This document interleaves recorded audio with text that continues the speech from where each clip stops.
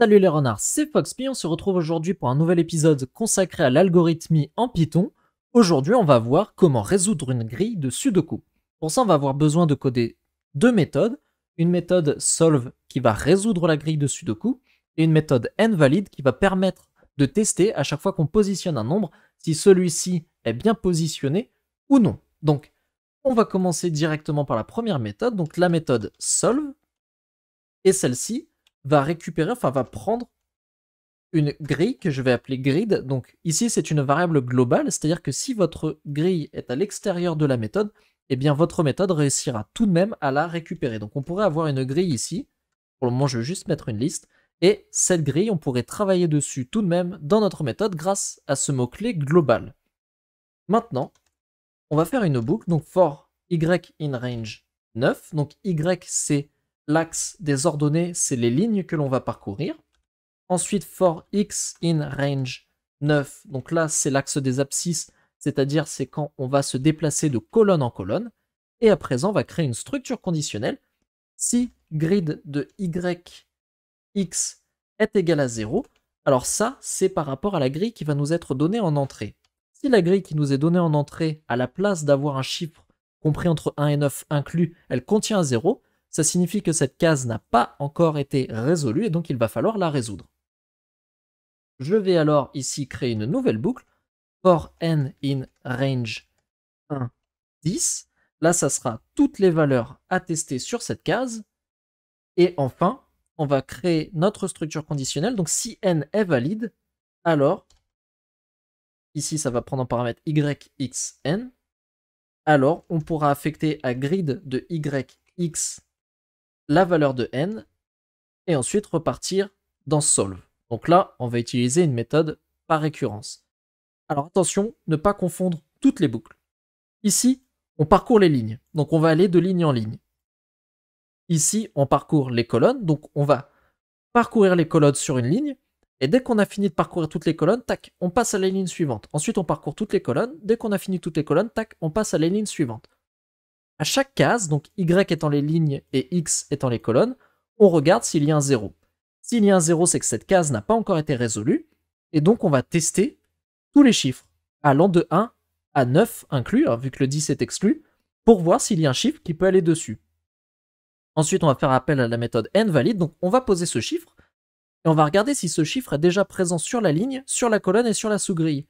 Si on ne trouve rien, c'est que ce chiffre peut être positionné ici, et donc on va le mettre.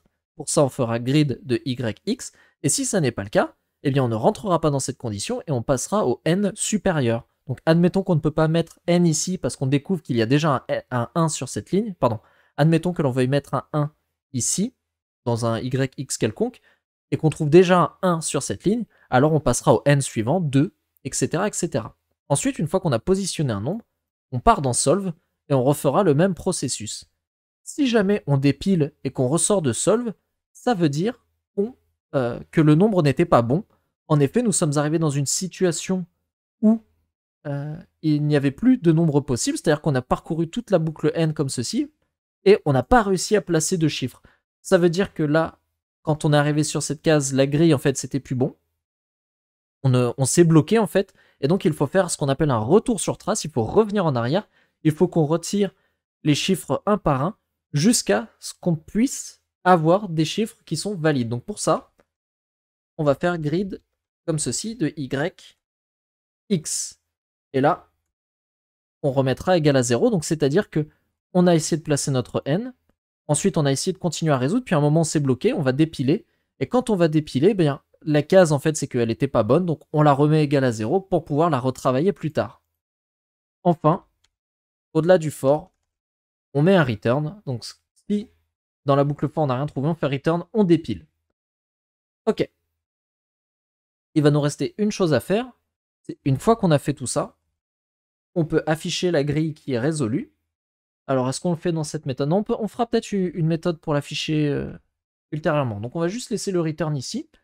Et on va à présent coder la méthode nValid. Donc, quand on essaye de placer un chiffre n sur une case, on va regarder les lignes, les colonnes et la sous-grille pour voir si on peut le placer, à savoir si ce chiffre n'est pas déjà présent dans ces éléments. Donc, on code la méthode nValid qui prend en paramètres y, x et n, y étant la ligne, x étant la colonne et n étant le nombre que l'on essaie de placer. Je refais appel à global grid et maintenant, ce que l'on va faire, on va déterminer si le nombre est valide sur sa ligne. Pour ça, je vais faire un test ici, donc for x0 in range length de grid, donc ça va aller jusqu'à 9, hein, puisque de toute façon c'est une grille 9 par 9. Si grid de y x0 est égal à n, alors on renvoie false. Ce qui se passe ici, c'est que pour la ligne y sur laquelle on va parcourir les x, donc les colonnes. On va faire comme ça de 0 à 8. Et si on trouve le n, c'est-à-dire qu'il est déjà présent sur cette ligne, et donc on ne peut pas placer n ici, on renvoie false. Et donc dans notre méthode ici, ça sera false, donc on ne rentrera pas dans le if, on passera au n suivant. Maintenant, on détermine si le nombre est valide sur sa colonne. On va suivre un petit peu le même processus, donc for y0 in range length de grid, double point ici, on fait le test, donc si grid de y0 x est égal à n, alors on renvoie false. Cette fois-ci, c'est la colonne x qui est fixe et on va se balader sur les lignes. Donc en gros, on va se balader sur la colonne. Ce que je veux dire, c'est qu'on prend une colonne fixe x et y0 tout simplement va aller de 0 à 8. Donc ça permet de parcourir cette colonne. Si à un moment on trouve le chiffre n, c'est qu'il est déjà présent dans cette colonne et on peut renvoyer false. Et donc là, ici, hein, comme précédemment, on ne rentrera pas dans cette structure conditionnelle et on reviendra à la boucle for n in range indice. Donc on passera à n plus 1. Si nous testions 2, eh bien on passera à 3. Si nous testions 7, on passerait à 8. Ok. À présent, on détermine... Alors, peu de mal, on détermine si le nombre est valide dans sa sous-grille. Ok, donc il y a des sous-grilles 3 par 3 au Sudoku, et on va avoir besoin, pour parcourir ces sous-grilles, de préparer deux variables. La variable x0, qui sera égale à x division entière par 3 multiplié par 3. Donc admettons que x soit égal à 5. La division entière ici va renvoyer 1. 5 divisé par 3, quand on renvoie un nombre entier, ça va donner 1. Et on va le multiplier par 3, ça donnera 3. Ensuite, y0 est égal, là, c'est y avec une division entière par 3. Et ça, on le multiplie par 3. x0 et y0 vont nous donner les points de départ d'une sous-grille.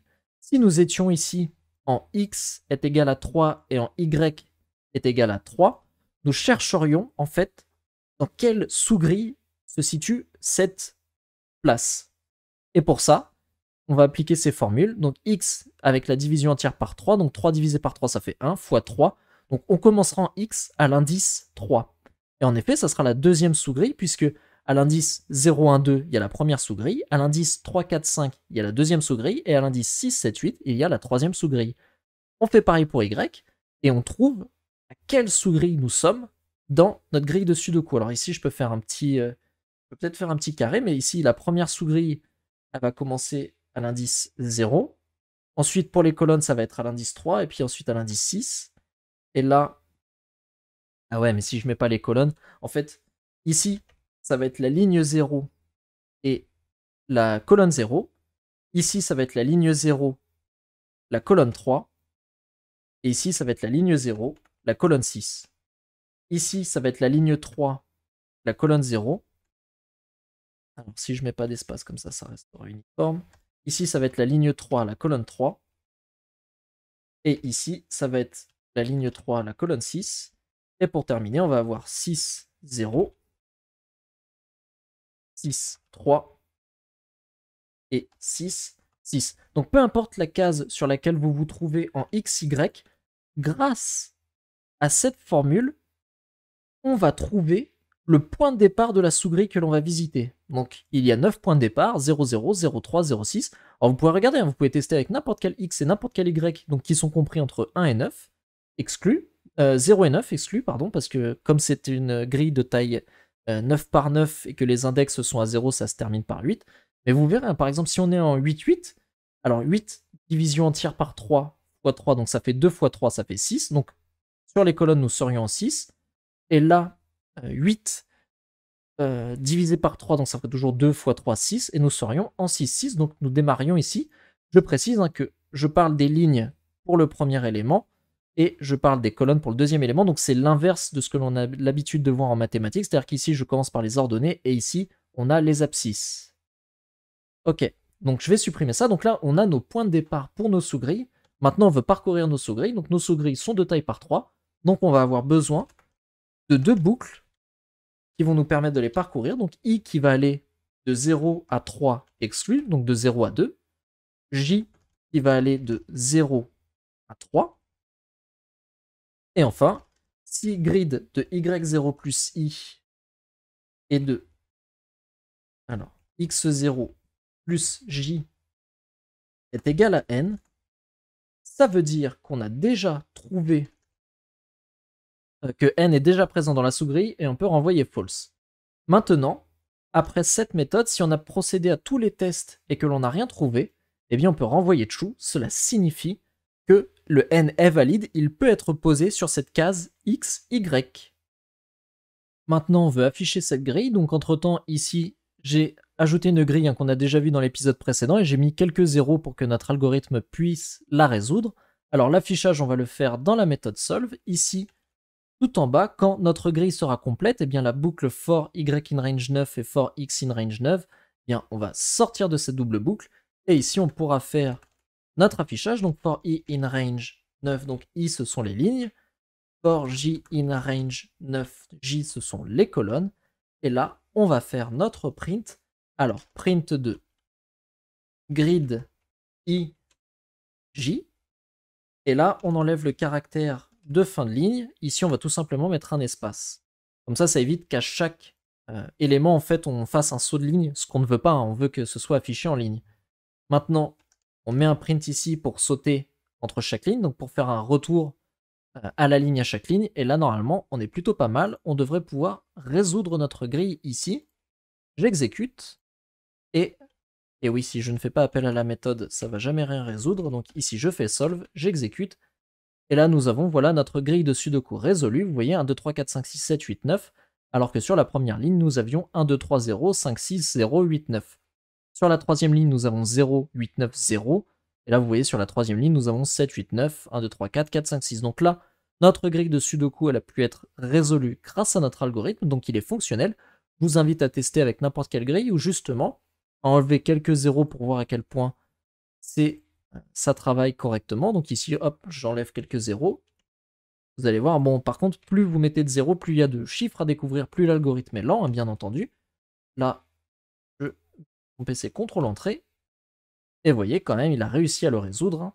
Donc, notre algorithme est opérationnel. Nous savons résoudre une grille de Sudoku.